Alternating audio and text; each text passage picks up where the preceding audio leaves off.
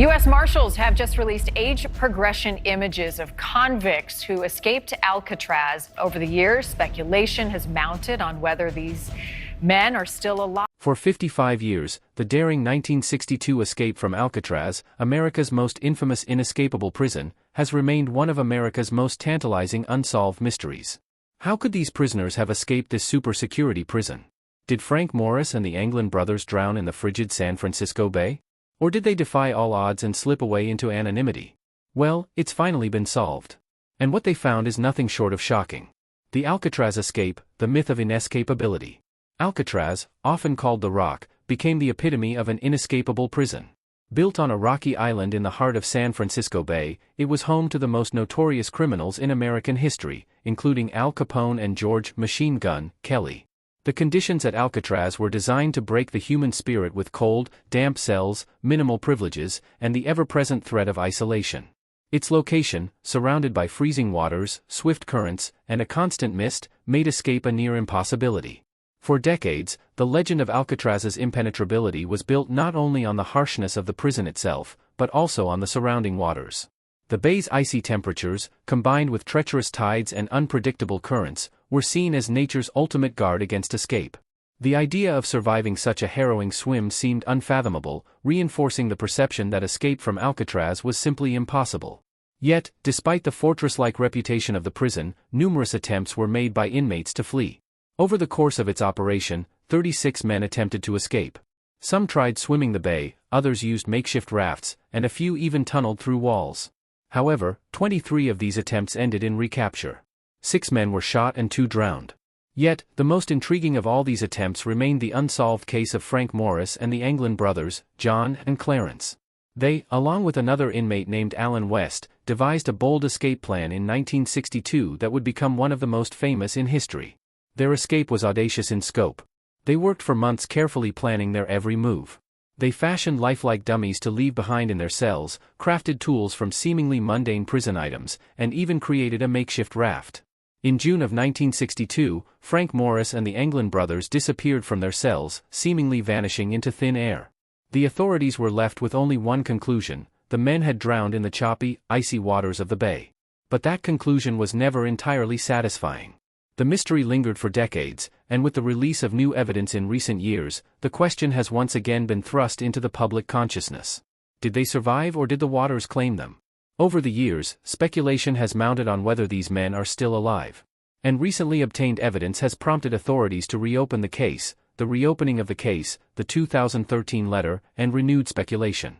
The story of the Alcatraz escape lay dormant for many years, with the official stance being that Frank Morris and the Anglin brothers did not survive.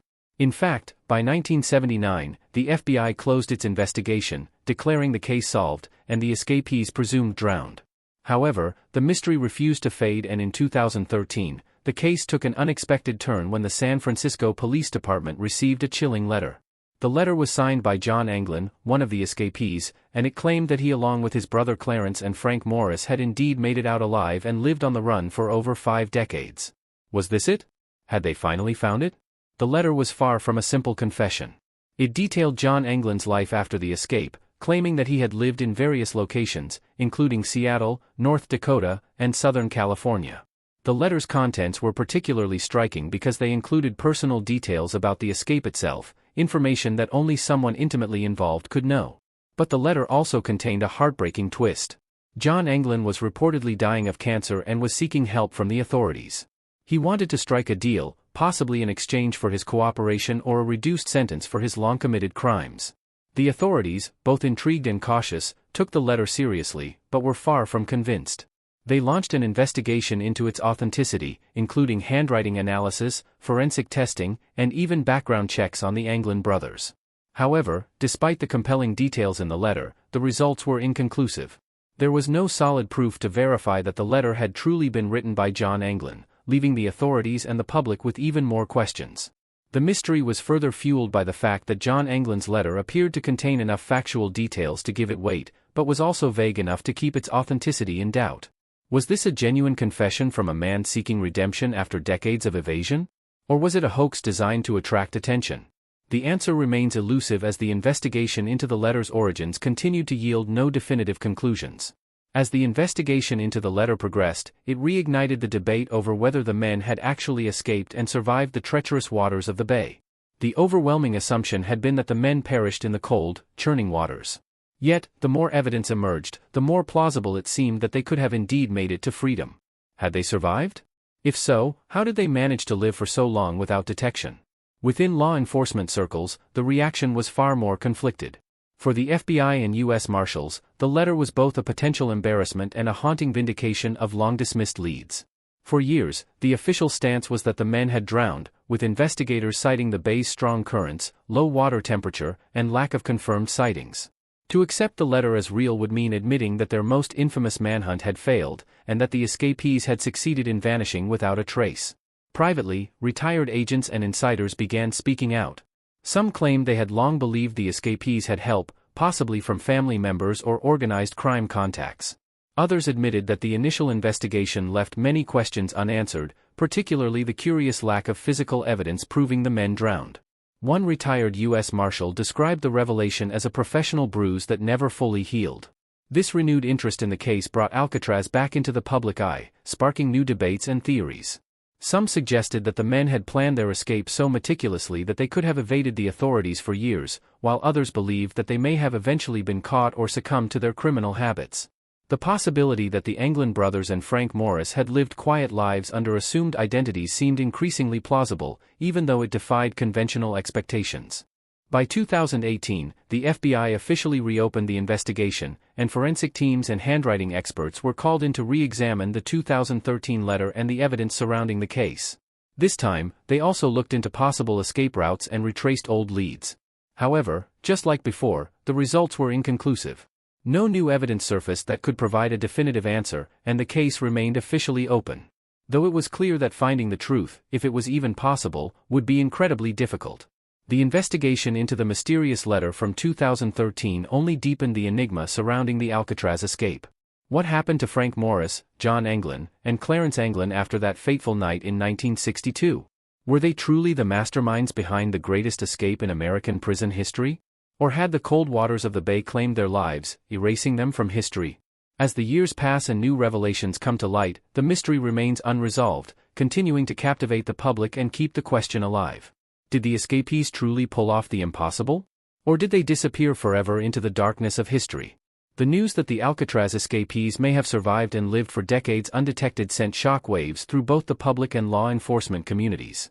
After 55 years of speculation, myth-making, and official denials, the idea that Frank Morris and the Anglin brothers outwitted the world's most secure prison ignited a firestorm of reactions.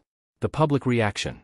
The 2013 letter, when it finally surfaced publicly years later, reopened old wounds and fueled fresh debates. For the general public, the news landed like a plot twist in a true crime documentary, too incredible to believe, yet too detailed to ignore. People who had long romanticized the escape as a clever underdog triumph felt vindicated.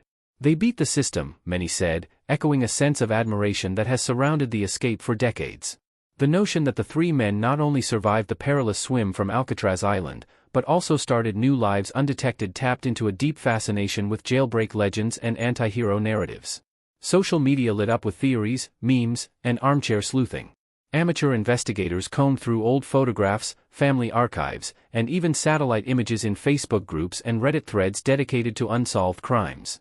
Users debated the logistics of the escape with newfound energy. Some pointed to aging men in Brazil or rural Georgia who bore eerie resemblances to the Anglin brothers, while others dissected the contents of the 2013 letter line by line, treating it as a long-lost cipher. At the same time, there was skepticism. Many asked, why would the government hide this for so long? Why release this information now? And could the letter have been a hoax? Some suspected that the release was part of a controlled leak or even an attempt to distract from other controversies. The lack of definitive DNA confirmation or a living witness kept many doubters in check. The question continued to bug enthusiasts: how had they escaped? What had their moves been? The execution, the night of the Great Escape. The night of June 11, 1962, would go down in history as one of the most daring and mysterious escape attempts in American prison history. After months of careful preparation, Frank Morris along with John and Clarence Anglin executed their plan. But before they could attempt their escape, they needed to make sure their preparations were perfect and undetected. The first step was to remove the air vent covers in their cells. This would allow them to crawl through the hole they had created and enter a tunnel that led to the maintenance corridors behind the walls. They had crafted makeshift tools for this task, allowing them to carefully unscrew the vents and replace them with the dummy heads they had made. The dummies were positioned in such a way that even during the nightly head counts, they would appear lifelike and convince the guards that the inmates were still inside. Once the lights went out, the men made their move. They crawled through the holes and into the maze-like passageways, working silently and swiftly to avoid detection. The trio moved along the maintenance corridors and into a section of the prison that was rarely accessed by guards. They knew the layout of Alcatraz better than anyone, and that familiarity was crucial for avoiding the eyes of prison personnel. After making their way through the tunnels, they reached a small area near the roof of the building. From here they would have to make their way across the roof and into the prison yard where they had hidden their rafts and other tools.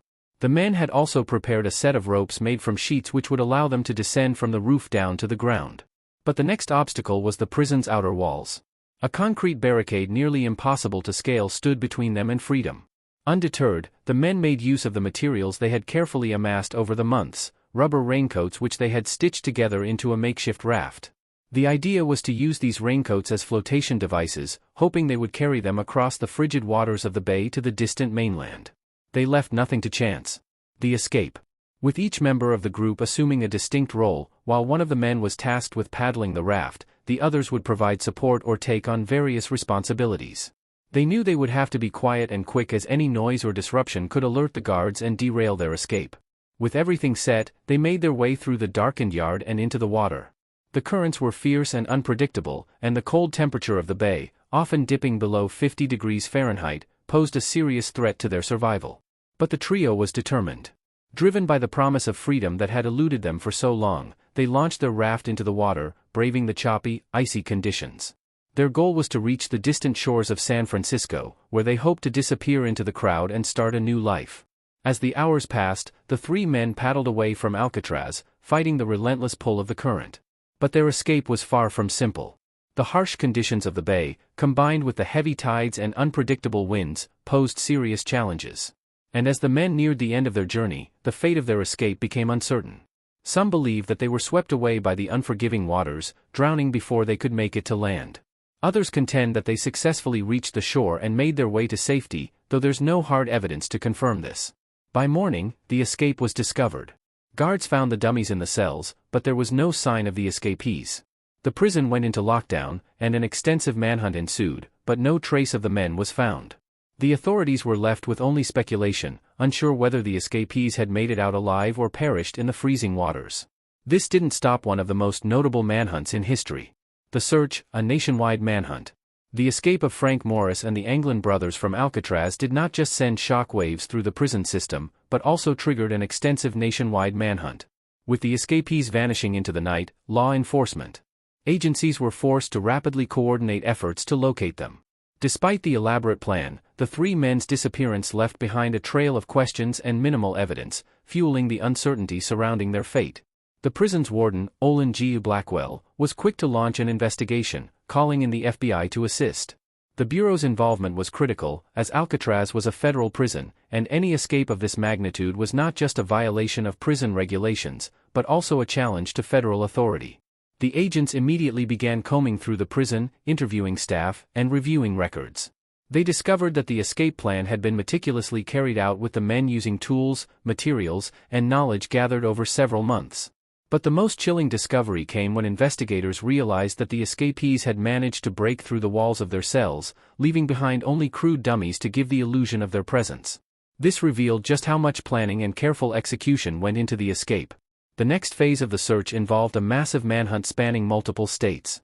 The escapees had launched themselves into the freezing waters of San Francisco Bay, which in itself was an incredible feat. However, the conditions of the bay, with its unpredictable tides and frigid waters, made the likelihood of survival slim. The FBI along with local law enforcement began scouring the Bay Area, searching for any evidence that might point to the escapees' survival. Helicopters were deployed to search the waters, and the authorities organized search teams along the shores and surrounding areas. Within a day, the Coast Guard discovered a homemade rubber raft washed up on Angel Island about 2 miles from Alcatraz. It was crafted from raincoats, the same material used for the escapees' makeshift life vests, and found alongside a crude wooden paddle. Nearby, they located a plastic-wrapped bundle of personal effects, including photographs and addresses believed to belong to Clarence Anglin. Days later, a torn life vest surfaced in the bay, but without any blood or body attached. It only deepened the mystery. These findings offered conflicting clues. Either the men had drowned, leaving their belongings to drift ashore, or they had made it to land and left the items behind as a decoy. The FBI also enlisted the help of local police forces in California, Nevada, and beyond. Posters bearing the likenesses of Morris, John, and Clarence Anglin were sent to various locations in the hope that someone might recognize them. Despite the extensive resources and manpower, however, no solid leads emerged. The authorities remained baffled, unable to track down even the faintest trace of the men. Meanwhile, the escape itself continued to haunt the media, capturing public interest and fueling speculation. Journalists clamored for any scraps of information about the men's whereabouts, while the general public was left with a sense of awe at the daring feat. Could the escapees have made it to safety? Had they perished in the cold waters of the bay, their bodies swept out to sea? Or had they against all odds found refuge somewhere, perhaps aided by accomplices as they fled toward a new life? The theories and conspiracies. In the absence of definitive answers, speculation quickly filled the void. Over the years, a wide range of theories emerged, some plausible, others bordering on the fantastic. Some believed the escapees had help from the inside, whether from fellow inmates or corrupt prison officials. Others were convinced that the Anglin brothers, with their extensive criminal connections, had arranged for outside assistance well in advance. Over time, these theories only grew more elaborate. Rumors swirled about boats spotted in the bay that night, lights flashing briefly before vanishing into the fog. Some claimed to have seen unfamiliar vehicles parked along remote stretches of shoreline as if someone had been waiting. Others speculated that the entire operation had been financed by organized crime in exchange for favors the Anglins had once promised to repay. Despite heightened efforts by authorities, the search eventually lost momentum. As the trail went cold, so did the official narrative. No bodies were ever recovered. No verifiable sightings confirmed, and no hard proof surfaced to confirm survival or death. The case was left open-ended, and that ambiguity only added fuel to the fire. One of the most persistent and compelling theories was that the escapees managed to survive their harrowing journey across the bay and found refuge on the mainland. In this scenario, the escapees would have had to navigate not only the harsh conditions of the bay, but also the challenges of evading the massive manhunt. In support of this theory, some argue that the escapees' planning was so thorough that they would have anticipated the difficulties of the bay crossing. The makeshift raft crafted from raincoats may not have been an ideal solution, but it could have been just enough to keep them afloat. Additionally, their knowledge of the Bay Area could have played a pivotal role in avoiding detection. If they reached the mainland, it is believed that they could have relied on contacts in the criminal world to disappear or assume new identities. In recent years, this theory has been bolstered by a high-profile experiment conducted by the Discovery Channel. In a special titled Mythbusters, the team set out to test whether it was truly possible to survive the treacherous swim from Alcatraz to the mainland. It's amazing that these three men were even able to get out of the prison complex itself using a makeshift raft similar to the one constructed by Morris and the Anglin brothers. Using materials that closely matched the originals, primarily raincoat stitched and sealed together, the team built a replica raft and set off under conditions similar to those of the night of the escape. The results were shocking. Not only did the raft hold up, but the Mythbusters team successfully reached Angel Island just as the original escapees might have done. From there, they demonstrated that it would have been possible to continue on to the mainland, especially under cover of darkness. The test proved that contrary to the initial assumptions made in 1962, the escape route was not only possible, but plausible. This experiment added a significant layer of credibility to the theory that the men may have made it to freedom. While it didn't provide conclusive proof of survival, it undermined the long-held belief that the cold water and strong currents made escape impossible. Combined with other findings such as a raft discovered on Angel Island and the footprints that seemed to lead away from the shore, it has helped keep alive the tantalizing possibility that the Alcatraz escape was a success and that the three men may have lived out their lives in hiding. Some dismissed these stories as wishful thinking. Others insisted that the truth was out there, buried under decades of silence and fear. What if the men had made it? What if the authorities knew more than they let on? That air of uncertainty may finally be lifting. 55 years after the daring escape, a breakthrough has brought new evidence to light. Evidence that could finally solve the mystery. The legend of Alcatraz, finally solved? A discovery no one expected may have finally solved the age-old mystery of their escape. After nearly 6 decades of speculation, one of history's most iconic prison breaks might now have a definitive conclusion. Thanks to cutting-edge artificial intelligence and facial recognition software, the breakthrough came from an unlikely collaboration between Rothko, an Irish creative agency under Accenture Interactive, and US-based AI specialists at Ident TV. Together, they re-examined a grainy photograph that had long been dismissed or debated, an image allegedly taken in Brazil in 1975, showing two middle-aged men standing side by side on a rural farm. For years, it was rumored that the men resembled John and Clarence Anglin, but no one could say for sure. Now, after running advanced facial recognition software trained to analyze millions of data points, the team has confirmed with high probability that the men in the photo are the Anglin brothers. This revelation marks the most credible breakthrough to date in the decades-long mystery. The original escape carried out on June 11, 1962 involved meticulous planning and daring execution by Frank Morris and the Anglin brothers. But with this newly validated photograph surfacing decades later, and now technology finally catching up, the case for their survival is stronger than ever. The evidence suggests the brothers not only survived their flight from Alcatraz, but eventually made it to Brazil, where they may have lived out their lives in secrecy. Shocking to think it just took an old photo and some AI to help solve the mystery. Do you think this truly solved the mystery? Or should we be wary of what AI says? Let us know what you think in the comments below. Thanks for watching. Until next time. Until next time. Until next time.